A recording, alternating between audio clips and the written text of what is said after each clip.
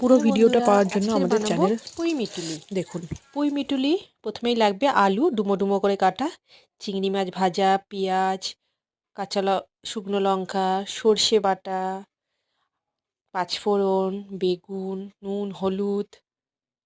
আপনারা চাইলে শিম, মূলো এগুলো ইউজ করতে পারবেন। প্রথমে কড়াইতে একটু তেল দিয়ে দিলাম, আমি সাদা তেল ইউজ করলাম। এরপর শুকনো লঙ্কা দিলাম,